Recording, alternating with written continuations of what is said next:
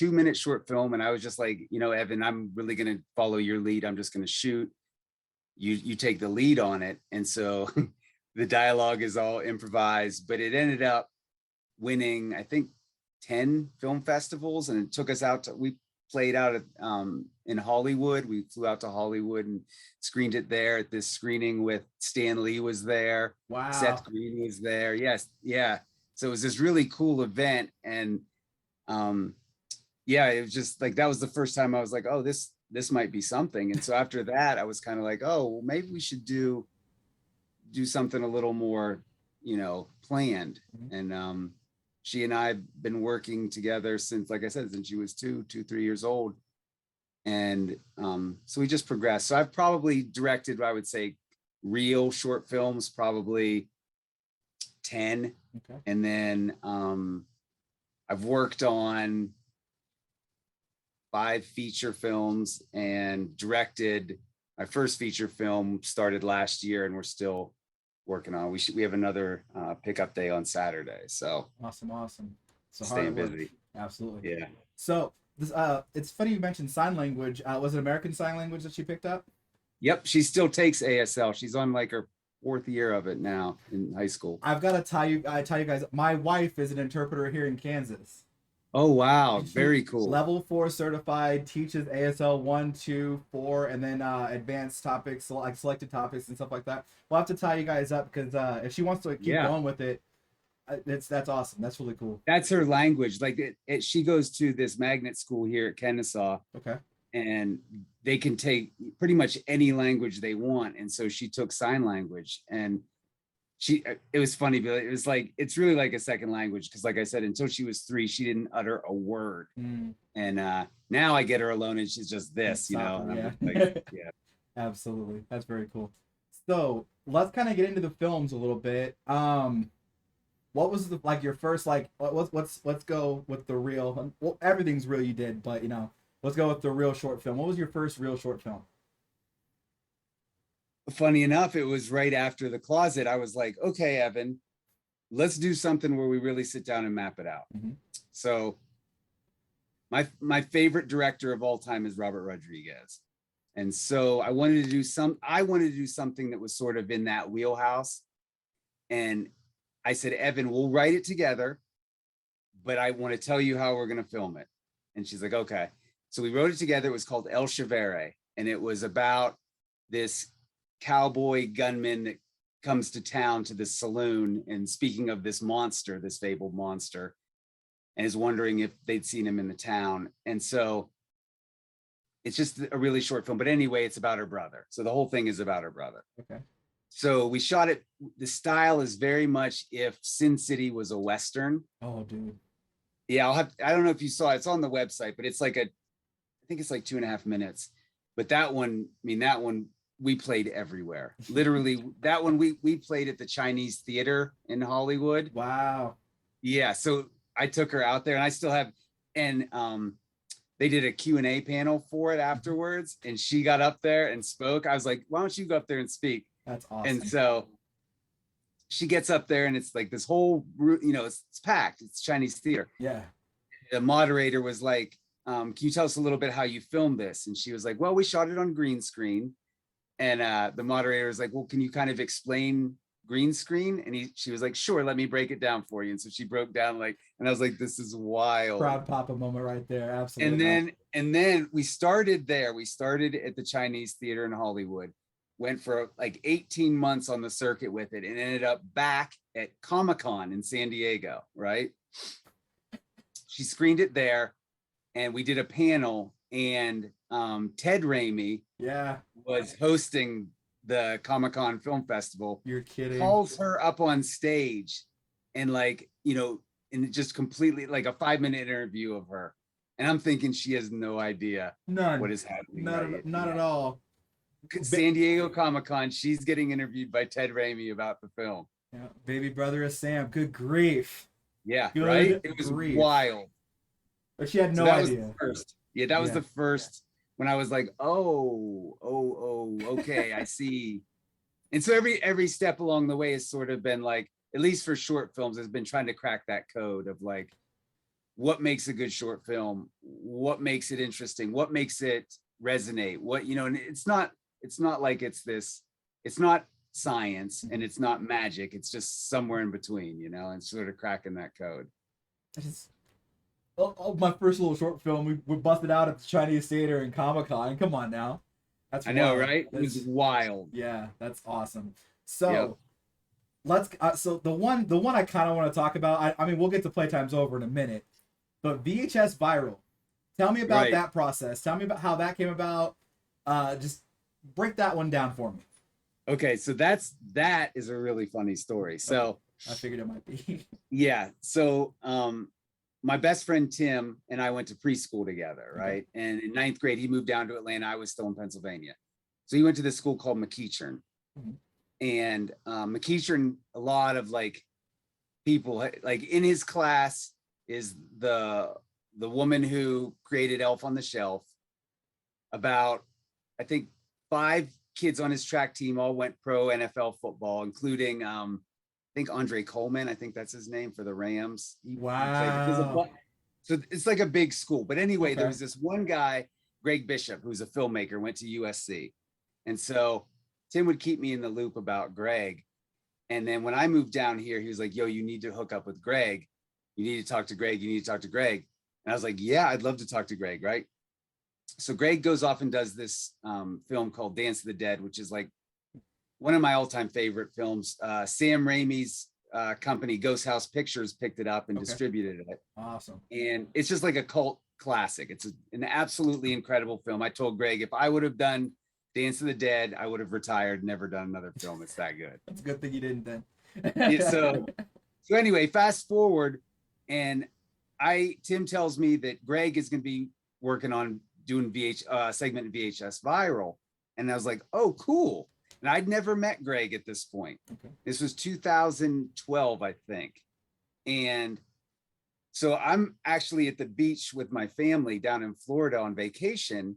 And Tim tells me this, I think it was Facebook or something. And so I texted Greg and I was like, hey man, I think I heard you're shooting in Atlanta for this VHS thing. I said, I'd love to help if there's anything I can do. I said, I just got a new camera.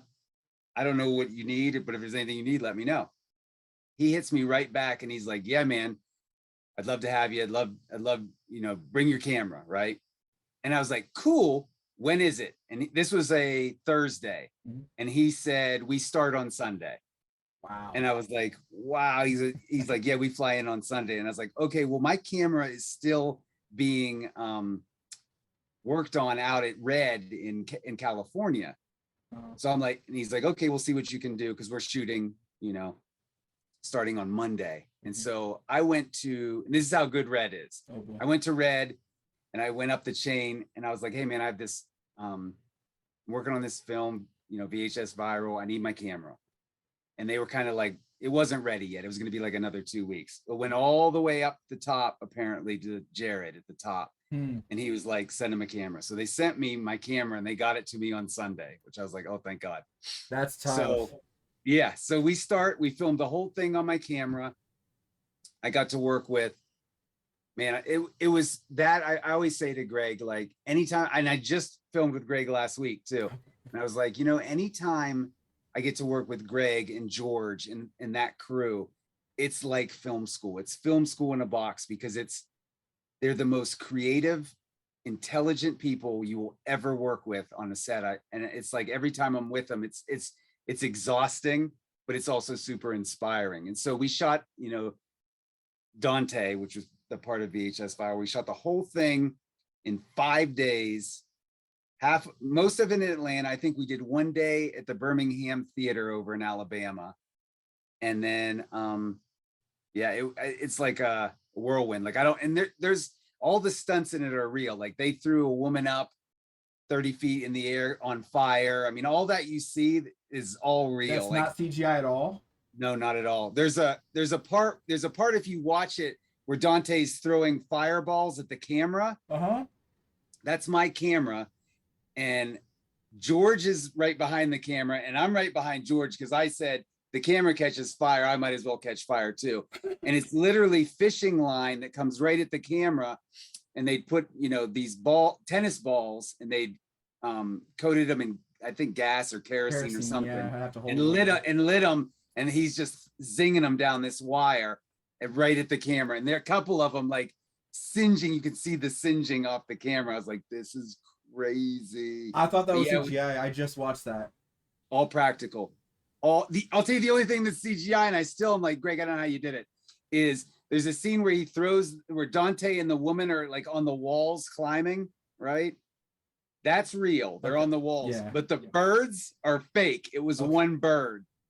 That's the Okay. only thing that was fake was the That birds. that makes sense. I was like, they get that. Just Yeah, those are all fake birds. I guess it was one bird he filmed and just, put them across okay. the screen. But it was wild. Like every day was like something new, and I was just like, and I'm here for it. I'm like, it was crazy. Yeah, that'd be a lot of fun to shoot, especially like, guys, if you haven't watched this, go watch VHS Viral. Like, oh my gosh, I thought the whole that's crazy to think about, especially Yeah, if and you're it's right all real, there. dude. Like being there, and the thing is like, I'll say this about Greg because he's doing one right now. I helped on it, and when we're doing it, I'm thinking in my head, and I'll even say it to Greg, there's no way this is going to work. There's no way this can work. And every time it works with Greg, it's crazy to see it. The guy is next level creative. Remember, you're right there next to him. Put a little feather in your cap there. Remember, you're right Man, there. it's funny because I was talking to someone in our costume designer, Kristen, and she said she loves Greg's work too. And she's like, who does Greg want to be when he grows up, basically? And I said, Steven Spielberg. I think that's his idol, right? And she was like, well, who do you want to be when you grow up? And I said, Greg. Fair. Absolutely. So let's talk about hashtag pretty funny. Okay. I believe, what did you do on that again? I produced it with Tori and Melissa, Okay. and then I directed episode 3. That's what I thought. I knew it was a little bit of a mix up. You didn't do any writing on that either, did you? No, Melissa wrote the whole thing, which was cool because it was all contained. So it's like a singular vision. She was like the showrunner on it. Yeah, sometimes they kind of break it up. And I think I was the only dude that directed, and I mean that in like a negative way because the women did a great job. Yeah. And I think they wanted to get all women. I think I don't know why they got me to do one, but the other women were fantastic. Awesome. So what was it like kind of directing like you said, it was like, you said like episode 3, right? It's kind of right in the middle of the series. How was it directing something kind of in the middle? Like did you kind of feel like the continuity, like did you study the previous 2 episodes to kind of keep the continuity and the shots and everything? No, what I did, and I think what was I knew I was there every day. So I saw everyone's style, Gotcha, right? Gotcha. But my style is just I think a little different, like and sometimes a little sillier. Like I'll lean into the comedy sometimes, and then in the edit we'll pull some things back. But Melissa's writing was, it was all on the page. So visually, like I had some ideas of like little beats and things, but credit to Melissa because it was all there. Like it wasn't like I had to go creating shots or creating these, visually complex things. It was all there. And she co-directed it with me too. So it was like, in a way that like, I'm more visual. Like I see things, and I'll be like, oh, put the camera here, but she wrote it. So it's her vision. It's her story. So it was this sort of like working together, trying to figure out how to marry that all together. That's awesome. It was fun. It was really interesting. Yeah, it's kind of interesting because you watch a bunch of episodes of any series, you'll see different directors, sometimes even a lot of different writers and stuff. And watching those through, like a lot of them, you cannot tell that someone else directed it. And other times, like I feel like with Game of Thrones, they broke up the directors, and I feel like there was specific people doing specific things in that series. So it's kind of cool that it kind of just flowed for you guys. Yep. So let's see, Dead by Midnight. Yeah. Have you had a chance to see it yet? Yeah. I told you I did my research. That's funny. So yeah, this was 2015, and Tori Hawes and his group, Monster Buster, they would do these horror movies that were very much in line with Dead by Midnight. That's their style, right? I didn't have a style. I was sort of like, the newbie on the block, but we was like, okay, well, let's try something together.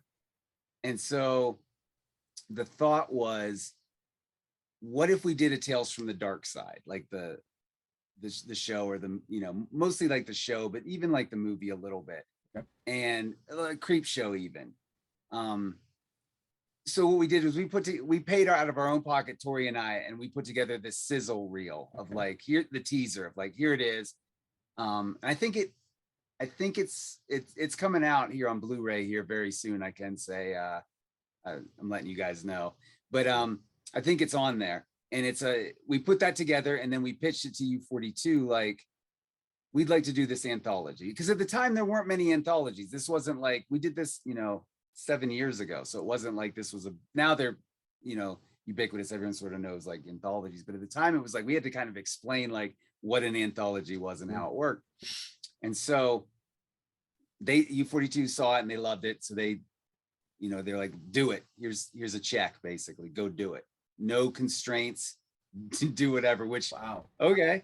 Yeah. So what we did was we decided we're gonna tie this thing together with this, you know, wraparound, but each story, each filmmaker has their own vision, whatever it is. So it was me, Tori, Jay, and Eric, who were all, those three were all with Tori and Monster Buster. And I brought in Anissa Matlock, who is a longtime friend, and she's a phenomenal actress. If you haven't seen her work, she's phenomenal. But she's been wanting to write and direct, and I was like, and she's super talented.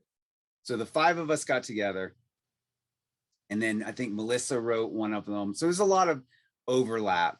And I wanted Jersey Devil, the first piece. Like, my goal was to make just a roller coaster. Like, I wanted to hot jump everyone into the story. Like, I just start in the middle and hit the ground running, so that they don't have time to think about it and don't get bored. So that was my whole goal with Jersey Devil. And I wrote the first pass of the script, and the lead character was based on my sister, who's really funny and really smart. And I thought, you know, she's not an actor though. So on the radio down here, the #1 morning show in Atlanta is this show called The Burt Show. Okay. And at the time, she was a producer, and I think she was like a phone screener, but they'd have her on every now and again, Davi Crimmins. Mm-hmm. And I was like, that's the voice. Like, her voice is the voice that this character is. And so I was at the U42 offices one day, and I was like, hey, does anyone have any connections to The Burt Show? And Ian Burke was like, yeah, we do the music for them. And I was wow. I was like, can you put me in touch with Davi? And he's like, I can try. So he basically puts him in touch. And I was like, and I finally get through to her. It took like a month. And I was like, can you meet? I would like to talk to you about this role, right, for this film. So I meet her, and she's like super serious. And I'm like, uh-oh. I thought maybe that's like a character she's portraying. Well, she thought this was some sort of radio bit, and she was being punked like at first. She didn't think it was real. Yeah. And so then I was like, no, it's real. And she's like, well, she's like, I don't understand why you came to me. And I was like, okay, here's the deal. I needed to meet you to see if you were the same person as you are on the radio. And she's 100% that same person. That's awesome.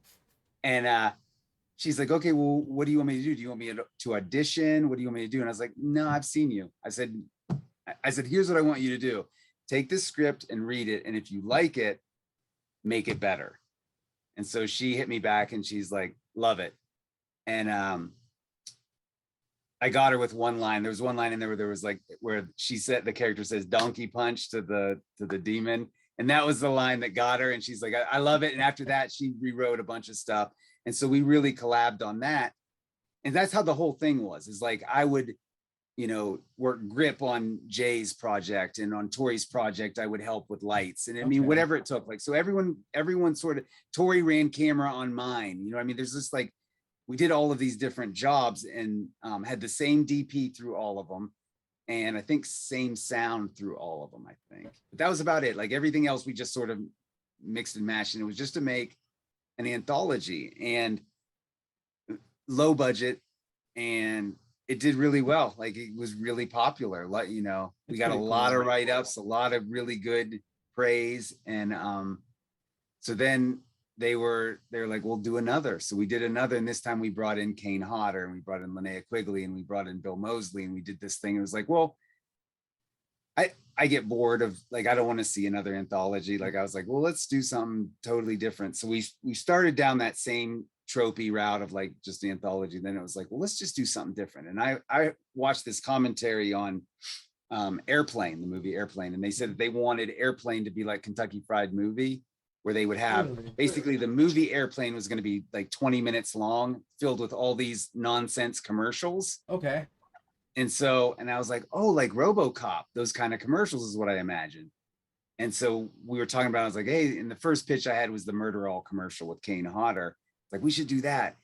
And I don't know if it worked, but it was like, at least it was something different. And it was like, let's just try something way out there, see if it lands, see if it works. And that just, Indican Pictures picked it up, and they just released it like, I don't know, a month ago. But yeah, so that's the Dead by Midnight. But along the way, we met so many cool people. Aaron Brown, like, we were doing this thing where we were like, Tori and I do this thing like, well, who would you cast? You know, mine's always Bruce Campbell. Bruce Campbell, right?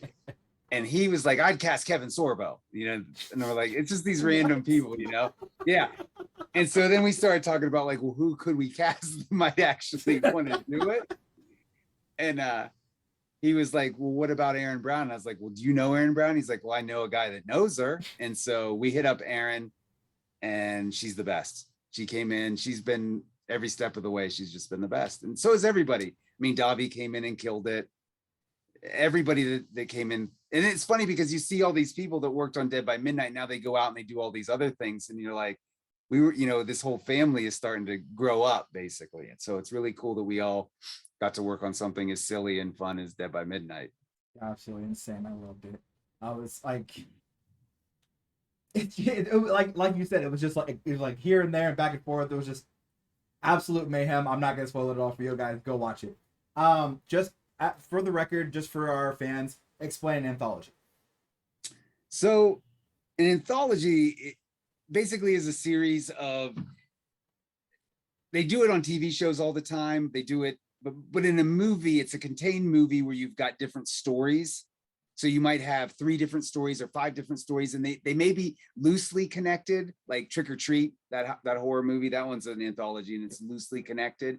Or it might be like Creep Show, where each one is basically like a different episode of a TV show. So you might get a 20-minute, a 20-minute, 20-minute, 20-minute. And then you have this wraparound in whatever form or fashion that is, that sort of ties, is the glue that binds these stories together. And sometimes that thing is very loose, like in our second Dead by Midnight. And sometimes it's woven into the stories like Trick or Treat or the first Dead by Midnight. And if you need a comedy anthology, think of Movie 43. Yeah, that's a perfect example. That's a perfect example of an anthology that's not horror. It's hard to find anthologies that aren't horror. Kentucky Fried Movie is another one. It's hard to make, right? Because you got to have that loose story, and that loose story is going to tie in somehow. And with Movie 43, it's like a complete disconnect until you jump back into what's actually happening. Right. I think what Tarantino and Rodriguez did, 4 Rooms. I think that's another one. Yeah. Yep. Gosh. Don't even get me started on Tarantino and Rodriguez. Like that. Oh. Anyway. Moving on. Robert Rodriguez is my favorite. I could talk for a month and a half about Robert Rodriguez. I could talk forever about like one film. Like, anyway. Let's go ahead and jump in. Actually, first, let's go to music videos. How the heck, like, first off, let's start with the list, because I know who you've worked with. Let's start with the list of all you've worked with, and then we'll go kind of pick it apart. Okay. Well, it's quite a bit. Like if it's just music videos, like straight music videos, you've got Arrested Development, Big Daddy Kane, Master Ace, Batman Scoop, Redman, Busta Rhymes, Fife, Q-Tip, Jerobi, who else? Chub Rock, Steezo. Chub Rock? Oh man. Oh, let's start there. So my first experience with Chub Rock is he did a song with Kanan. Okay. And he kind of flipped it around. It was like, because he's a Somalian rapper, and then like Chub Rock jumps in and just like smooths the whole thing out. It's beautiful. Talk about Chubb Rock, because he's amazing. What did you do for that? What did you do for him? Okay, so I could talk for 6 weeks about Chubb Rock. So first Yes, time I 60 met Chubb seconds. Rock was through my friend Chia, who is like childhood friends with Redman. But anyway, it was like I'm trying to think. So she took me down to Chubb Rock. He does a radio. He's at Star 94, something here in Atlanta, one of the big Yeah. radio stations. Yep. But he has a couple shows, and so I went down there and I talked to him for a minute, and it was really cool. And then a couple weeks later, he called me up, and the coolest thing about Chubb Rock is like there is no "Hey, how you doing?" conversation with Chubb Rock. They're like 3 hours long. Like he'll tell you, because I'm like, I love hip hop, so like hip hop history is like it's like everything to me. And he'll sit there and he'll tell you, oh, here's how this happened. Here's why this is a thing. Yes, he was there. Here's why. And it got to the point where like in this one conversation where he was like, hip hop didn't start in New York, and it certainly didn't start in 1973. And he breaks down where it started. Like he believes it started in the Carolinas, and he makes a strong case for that. I love it. But anyway, my like, opinion. Absolutely. so I get these. So Chubb Rock hits me up, and it's like, and so he was like, "Yeah, I want to do this documentary," and I was like, "Yeah, man, count me in." So we've been talking about it, working on it, and then I'm working on this thing. And so, and we got Moni Love. Moni Love is going to be the host of it. And we filmed this pilot, and I took it down to Chubb. Now he's south of the city. So I took it down to him one day and hung out with him and his brother. And it was crazy because they were just telling me stories for days. But so I show him this thing, and he's like, it's good. Here's what you need. And he starts giving me clips of like, you need to add this, it needs this and this. And so I was like, okay. And so I'm taking notes and getting all this information. And I was home then like a couple weeks later, and he calls me and he's like, "Hey man, I need a huge favor." I was like, "Whatever." Yeah. And he's like, I need to shoot this verse for a music video. And I was like, "Say less," you know? And that's my new hashtag, because I worked on this project with these kids and they said it was real funny. But so he's like, "Okay, it's at this barber shop. Just come down to this barber shop and I'll fill you in." I was like, "Cool, I'm on my way." So I packed up my gear and I went down there. Turns out, and I don't know if you remember Steezo, who was he was a rapper. Yeah. Well, he passed away. Yep. And his DJ was trying to put together like a posthumous album for Steezo. And so there was this song that it was Steezo, it was Chubb Rock, and it was Grand Poobah on the song. And he wanted to, yeah, I know, right? Wow. And he's like, I want to shoot the video for it. And I was like, "Yeah, man, I got you." So I shot Chubb's verse. No, you didn't. You shot that video? Yeah. So never would have guessed it was you, but like, wow. Yeah. So yeah, so anytime Chubb calls or texts me, I'm there. Like the dude is like legit brilliant, legit a nice guy. And he's like me. Like it's like I feel like if we don't capture this hip hop history now, we're losing too many people, where you're going to lose all of this information. There's no context for it. There's no history of it. There's no record of it, right? These people, like when Fife passed, it was a tragedy. And it's like, he left us this album, but there's so much more that, like, as I hear these stories and I'm like, why weren't cameras there? Why didn't anyone interview him about this? We had, Moni Love, we had a Zoom call with her and we were just talking about stuff, and we were talking about Tupac, right?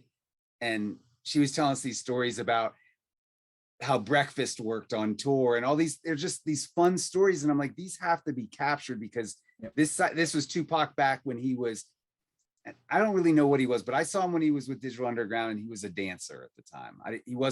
This was before he was rapping. I don't know what he did on tour, and I'm not even sure if Moni knew what he did on tour, but he was there with Shock G and everything. And Moni and Queen Latifah were on that tour. And so just these stories that are like, they're going to be lost to history if no one's there to record them. And Chubb is very much like me, where he's very technical, very knows technology as well as anybody. And so he's the one that's always like, "My brother, you need to capture this stuff." So he has a show coming up July 2nd here. Get this. So it's Slick Rick, Chubb Rock, Big Daddy Kane, KRS-One, EPMD, and I think DOS Effects, right? What's I'm the date like, on that again? it's July 2nd. It's in Mapleton. Mapleton. Let's see. Flights. Look it up. Look it up. That's It's crazy. legit. Like they had it last year, and I went to it last year and I filmed. Oh man, that's a whole nother story. When we talk about Big Daddy Kane, that's a whole nother story.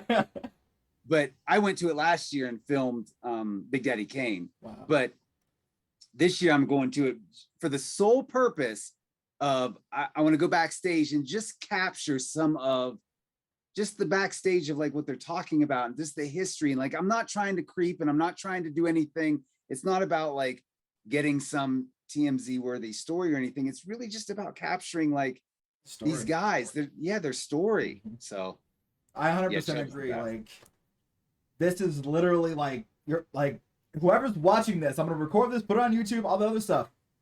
We need they're gonna be gone, and we're not gonna have any other stories. Period.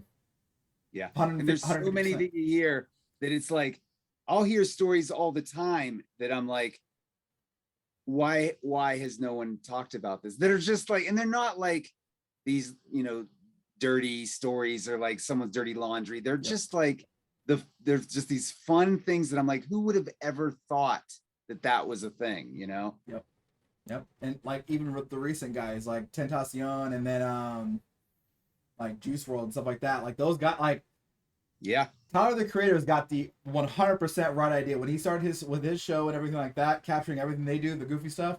Like, sure, they scripted a lot of that and did a lot of skits, but it was also them having fun and stuff like. There's a reason Jackass took off forever because they were just having fun at first.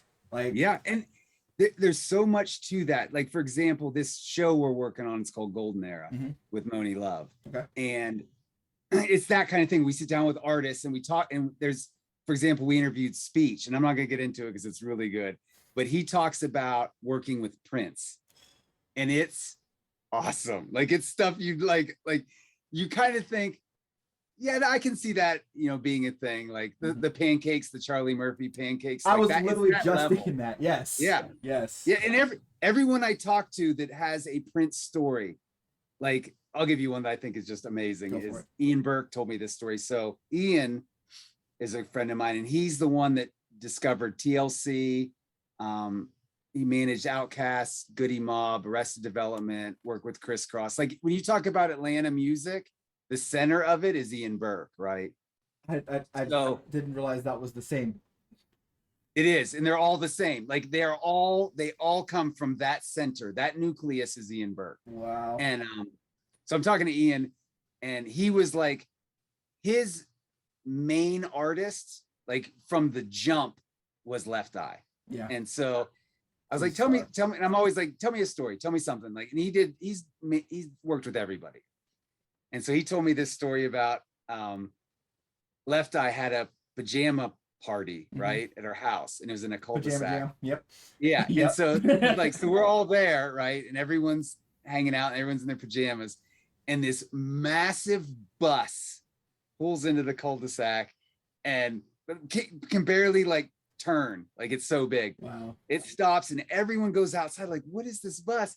And out comes Prince in his pajamas, ready for the party. It's like, he's like, it was the most, and he said these are like A-list people at this party, and everything stops when Prince comes. That's how big Prince was. Oh man, talk about another one gone too soon. Left Eye, like that. She was a star. Yeah. Like that was. Yeah. And they were the first people I met when I came to Atlanta. You met, like, the first people you met to Atlanta was TLC and Ian. Not Ian. Oh. Here's what's funny. I've been around Ian since I've been in Atlanta. I did not meet Ian. I'll never forget it. One day we were shooting a promo here at my house, and Speech was setting it up. And he was like, hey, I'm going to bring Ian Burke through if that's okay. And I'm like, I went up to my wife and I was like, we got to clean the house. Ian Burke's coming. And she's like, who's Ian Burke? And I said, look him up. And he looks him up, and she's like, we got to clean the house. And then Ian comes over, and man, I love Ian. Ian, man, I just love that guy. I've known him now 6-7 years now. So it's not been a long time, but man, anytime I get to, I literally just was down. He has a studio here called Icon Studios. And I was just down there yesterday, and it's like, any chance I get to hang out with Ian, even for like 10 minutes, it's the best. Just casually mentioning Icon Studios. Come on. I was down there. So, and he, like everyone records there. I mean, Justin Bieber, Anyone could have Beyonce. walked in. Even Yeah. in 10 minutes, anybody could have walked in. And I'm the only person I've ever um, run across in there. Well, Gip Goody from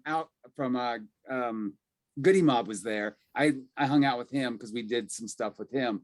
But I was there one day. And funny enough, we were shooting this video with Redman, and he was like, Fife mentions a Bentley truck, which I didn't even know that was a thing. And he's like, come on, Tone, just rent a Bentley truck. And I'm like, what? So I'm down at Icon Studios like 2 nights before we're gonna do the video, and I'm loading in because I think it was the night we're gonna interview Gip, and I see a Bentley truck out there, and I'd never seen one, and so I went up to Ian, I was like, Ian, whose Bentley truck is that? And he's like, that's Lotto's, and I was like, I don't know who that is, and he's like, look her up, and I was like, okay, would she let Redman use her Bentley truck? And he's like, I don't think so. And so that's the only Bentley truck I've ever seen. I think it was hers. I didn't see her. I just saw her truck. Wow.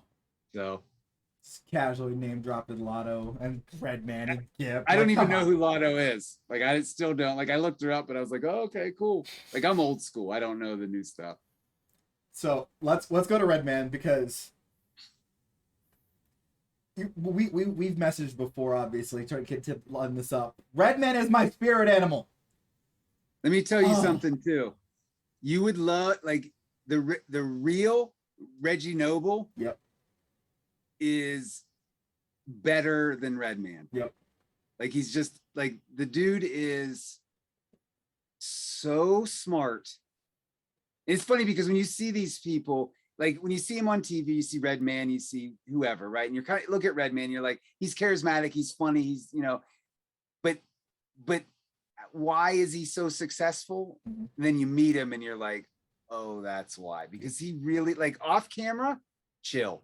Like he's not, with that camera pointed at him, he turns into Redman, right? Yep. But off camera, he's thoughtful, massively intelligent, like next level creative. Like he calls me up, he says, this guy.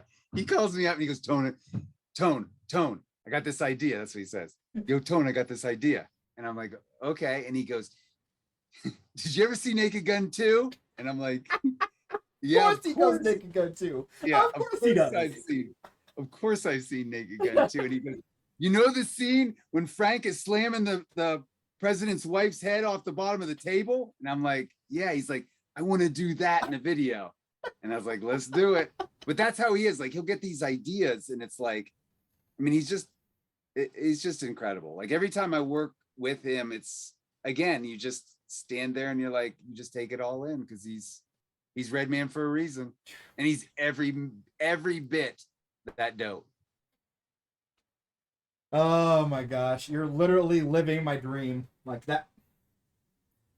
Yeah, he won't disappoint you. Like every time Redman comes to town, it's an adventure. And I mean in the best way. Like there's just always like the best stories, the best. He has like if you go on his Instagram, and even when they did a show at in New York City at Radio City Music Hall. There was a big hip hop event there like a couple months ago, and everyone was there, all the luminaries, everybody. And there's this famous picture, and it's got everybody in the picture.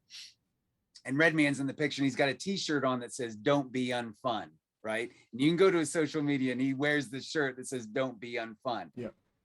And that is a joke against me, Really? because yeah, we were scouting locations for the spot. And it was me and Roots, who's Fife's DJ and manager, and Redman. And so the three of us on a chat. Wait. Roots. Yeah. Not the Roots, not the No, band. not Nappy Roots, right? No. Okay. This Just is making sure. DJ Ross Root, we call him Roots. He's Okay. Okay. He's the DJ for Fife, and he's business partner and manager. Okay. And So I had to make sure I didn't miss something. No. In my But knowledge. he knows. He's another one that his tentacles go everywhere. He knows everybody. Gotcha. Right? So we're on this thread, and he's like, Tone, we need this outside location. And I'm like, okay. So Roots and I went down to this spot that was really cool. It's this urban development area that they're really like it's just really cool looking. Okay. And so I take these pictures, but it was like a Tuesday afternoon and no one's there. Like it's got this these trails and these walkways and all these paths and stuff, and just looks really cool. So I'm taking these pictures and it was cloudy. And so the pictures are just to show them like, here's the location, right? So I send them to him, and I'll have to look up his message, but his exact message was, yo, Tone, these look unfun. And and I was like, yeah, it's the middle of the day. I said, we're gonna have people there. And Roots jumps in and he goes, yeah, Tone, don't be unfun, right? Oh man.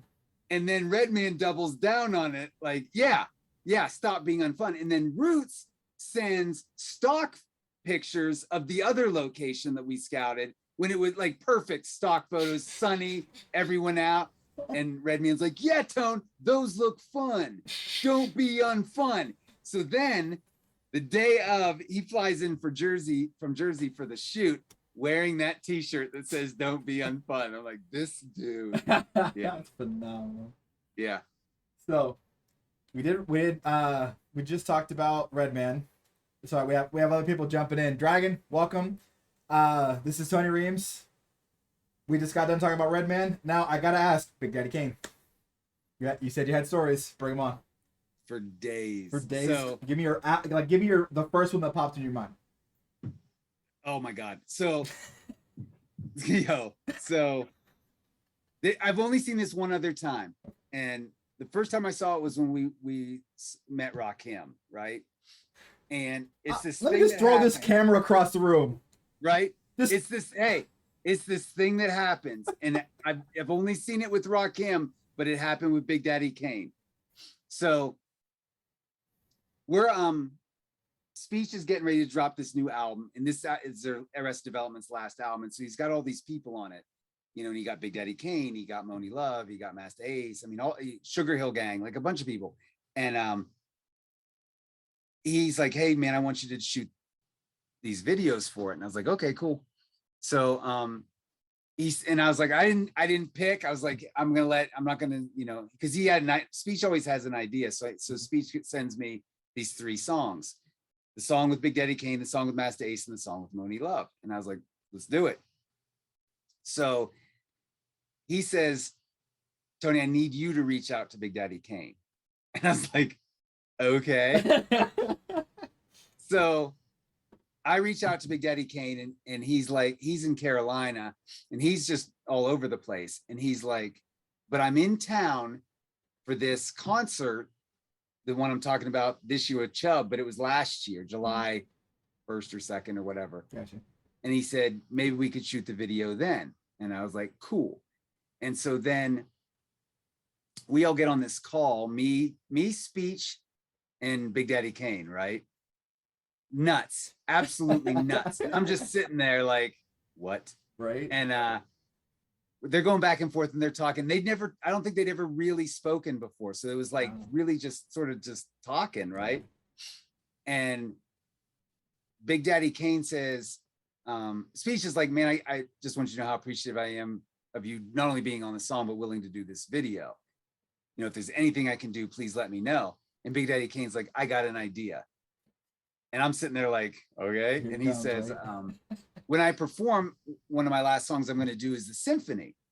And what I want to do is after my verse, I want to stop the beat and I want to say, hey, yo, next up on the symphony, Speech, and have Speech come out, you know, as a shock to the crowd, like a guest verse on the symphony, right? Wow. And Speech is like, I'm there. And I'm thinking, I got to be there for this, right? Yeah. So I said, hey, is there any way I can come film it? And they're like, yeah, of course. So I'm like, I'm there. So no one knows about it. Like, I don't even think he told the promoters or anyone. So anyway, fast forward to the day. And I call my good friend JB, and I was like, JB, hey man, I need a huge favor. And he's like, what's up? I was like, I need you to pick someone up for me at the airport and bring them to the set. And he's like, okay, why me? And I'm like, it's Big Daddy Kane. And that's his favorite rapper of all time. And you sent him to pick him up. Wow. Yeah. And he was like, what? And I'm like, yeah. And I said, but you got to get him there and you got to get him to the set and then you got to get him back because he's got to perform that night. There's a very small window. We'll only have him for maybe an hour. Wow. And he's like, cool. So we're on. And so what we did is our set time was like noon and we were supposed to get Big Daddy Kane at like 2, like 2 to 3 or something. Well, 2 gets there and we're trying to get through to JB and JB's like, he's not here. I don't know where he is. So there's all of this confusion, right? And we're all on set. Everyone's there. My buddy Tim flew in and we're losing this window, right? And Speech is like nervous, but he's still kind of like, it'll work out. I just have a good feeling about it. So like 2:45, door opens and in walks Big Daddy Kane. And it was like, for me, I mean, it was like Big Daddy Kane walking in, but it would be like if the Beatles or Jesus or so, you know what I mean? Walking, everyone just froze. Lost their minds, yeah. Speech lost his mind. Like he just froze, like fanned out, like all of us did, like just like, you know. So he comes in and we're just like, oh my God, he's here, right? And we're like, we just forgot that we were there to shoot a music video. And so then we'd already blocked out this whole spot where we were gonna have Big Daddy Kane. And I'm like, you know, we can have Big Daddy Kane here. So we all lit for that area. And Speech is beside me. He's like, man, just film it. And I'm like, well, you got to be in it too. And he's like, no, I don't want to be in it. And I'm like, this is your video. Right. You got to be in it with Big Daddy Kane. He's like, you think so? And I'm like, yes. Yeah. So Speech goes in it and Frida was there. And she's one of the singers and dancers for Arrested Development. And she's like, just like, and we all are just like, oh my God, it's Big Daddy Kane. And I was like, well, you got to get in that video too. And she's like, well, I'm not in the right outfit because we've been shooting multiple things. And I was like, we'll change because we'll wait. And she's like, I don't know. And I'm like, just change. You got to be in this, you know? So she changes and she and Speech are in it. And it was just like, literally like Jesus walking in the door when Big Daddy Kane walked in for everybody. Everyone just literally was just beside themselves. Like it truly was like, it's hard to describe it. The same thing happened with Rakim, where it didn't matter who you were. It does not matter who it was. When Big Daddy Kane walks in the room, everybody stops and is like, and that dude is so smooth and so cool. He came up to Tim and he was like, hey, Tim, you got your phone on you? And Tim was like, yeah. And he's like, hey, can you pull up my lyrics for this song? And Tim's like, sure. And he's like, because I didn't have it with me to listen to it. And so he did one of these with the phone. All right, I'm ready. And sat down and boom. It was like absolutely like legendary. That's cool. So you directed that video. Mm-hmm. Yep. If I'm ever down there, my mom lives in Oxford, Alabama. I'm coming. You're always welcome. Hey, be careful. I'll throw you in a video. Come on. All right. So now to my favorite thing you've done, besides every music video you've ever done, apparently. Playtime's over. Okay. Run me through that. Just talk about the idea behind it. Like, just encapsulate it for me. Because I'm like, I've been sitting here wanting to ask about it the whole time. But like, obviously you have other really cool, you probably got a million other ones, but let's start with Playtime's over. That one's really special to me because a couple of years ago I was at a Cinema Challenge film festival thing where they do this thing where you have like 13 days to make a short film and then you get to all screen it, one of those deals. That's awesome. And one of my buddies had one there and he's really good. And so I was like, Joe, I want to come see what you got because I knew he did one. And he did this thing called Girls Against Humanity. And he had 2 actors. You know the director of Girls Against Humanity. Well, this is a short film version of it. I don't know if it's the same one. Yeah. That's awesome. So it's Joe. Okay. Yeah, that's my buddy Joe. So you know everybody. It's crazy. So the 2 actresses in it, Sydney Weiss and Haley Leary. So I see them both and I'm like, they're phenomenal, right? And I'm like, Joe, you got to introduce me to Haley. Because I don't claim to have like this magic power or anything. Greg really does when it comes to casting. But like, I'm pretty good when I spot something where I'm like, oh, they've got something. and she has it. 100% she has it. And so he introduced me to her, and we met for coffee or whatever, and we just started talking, and she's like, well, I really want to do something with you. And she had seen El Chevery, and she's like, I really want to do something with your daughter. And I was like, cool. That's really cool. So we met for coffee and just kicked around some ideas. And I had a couple ideas. And then she goes, what if it's about a child who takes revenge on her babysitter? And I was like, okay, I'm listening. And then we started building on it. I don't really remember how we came to it, but it's like, what if the little girl recreates scenes from horror movies to scare her babysitter? And so that was the genesis of the idea, right? That's awesome. And she's like, well, you got to meet my buddy Todd, who's a writer. And I was like, okay. And so we meet Todd, and Todd loves the idea. And so then Todd, I think within like 2 days, wrote the first draft. Wow. And it was literally, the way it worked was like, I'm an old school horror guy. So like, I don't know every horror movie, but man, I know the ones I do know, I know. And so I would write lists of like, this scene from this movie, this scene from this movie, this scene from this movie, you know? And so I would just keep sending him these lists, and he was able to take all those and create this story. And we shot, the only thing that I added or changed was, I'm trying to think what it was. Yeah, I don't think there was anything. There was one beat I changed, but I don't think it was important to the composition of all the different horror movies. So anyway, so we got together and we filmed that, and we filmed it 3 days. It took 3 days to film it, but it was over like 9 months, because we just do it on a Saturday, then 6 months later on a Saturday. And by the end of it, my daughter had grown like a foot. So we were having to like cheat things. So if you watch it and pay attention, there's different, like there's parts where I'm having her like down here, but it's like, yeah, that makes sense. I was sitting there going, that makes so she grew sense. quite a bit. Yeah. But so we did that, and that was sort of the one that took us all from like here, like up a notch. And what really did it was we premiered it at Fright Fest in Scotland, and my mom and I went over there.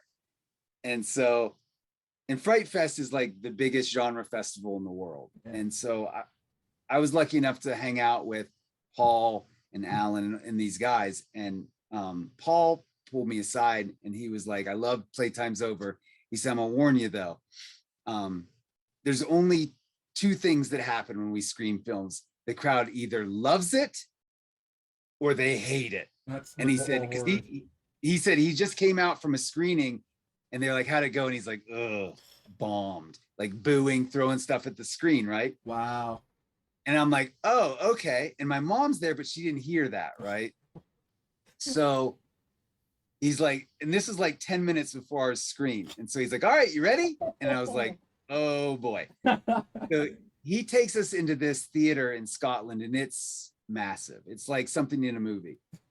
I think it holds like 600 people, and it was standing room only. Like you couldn't even get down the aisles. There were so many people in this screening, right? And so we get down there, and Paul has me up front just to sort of introduce it, right? And I'm like, Don't throw something at me. So I sit down, and the lights go down. And my mom goes, this is exciting. And keep in mind, we really hadn't screened this for anyone yet. So I'm thinking, oh my God, my mom's here, and this is gonna be a disaster. And when Haley answers the door and she's got her Shop Smart tag on from Army of Darkness, I heard a couple people like, yes, right? And then each step of the way, the cheering would get louder and louder until the Texas Chainsaw ending with Evan with the sprinklers. It was like a standing ovation, right? It's epic.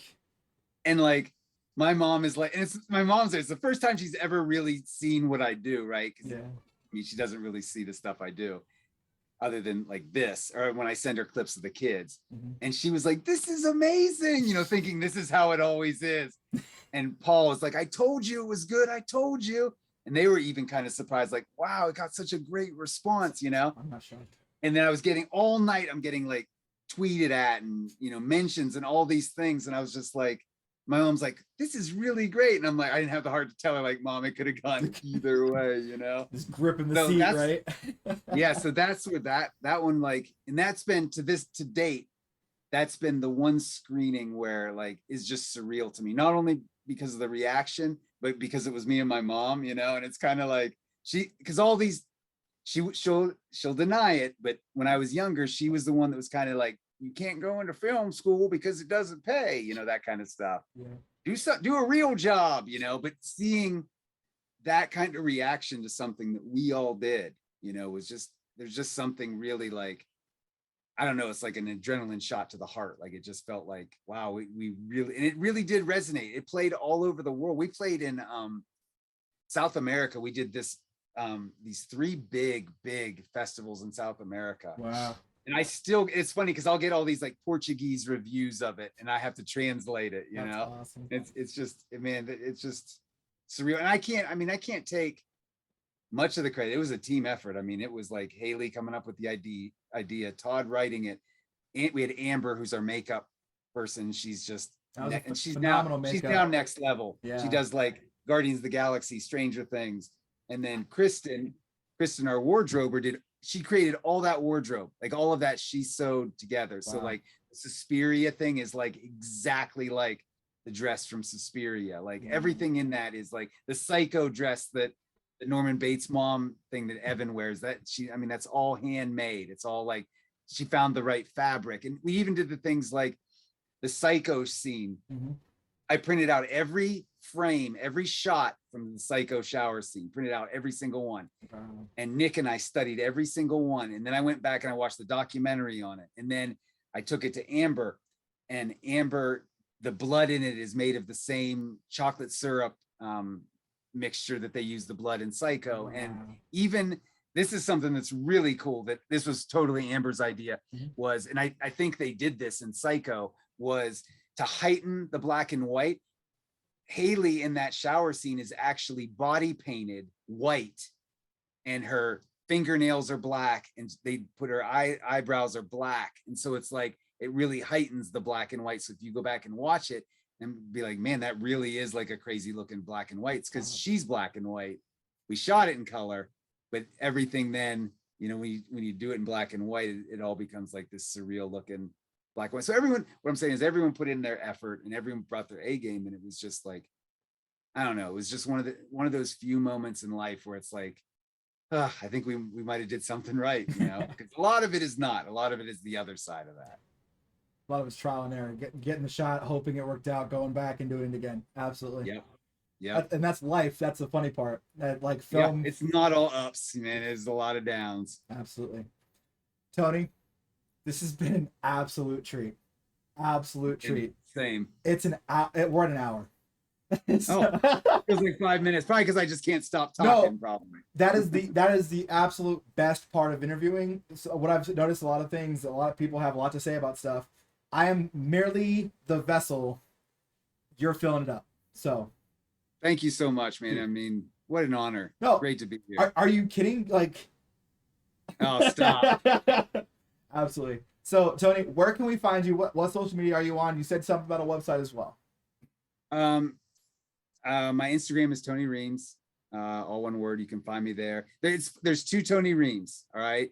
So there is, I think he's Dr. Tony Reames, and I think he's out your way. Really? He's very good looking and he's very smart.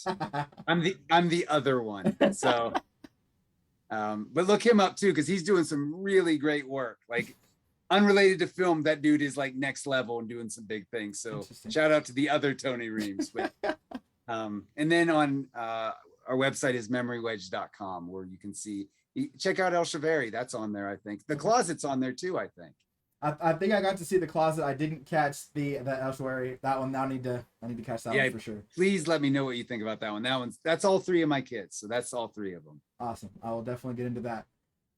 Again, Tony, absolute pleasure. Maybe down the road, if you do something else, we'll get you back on. Would love to. Thank you so much. Hey, thank you.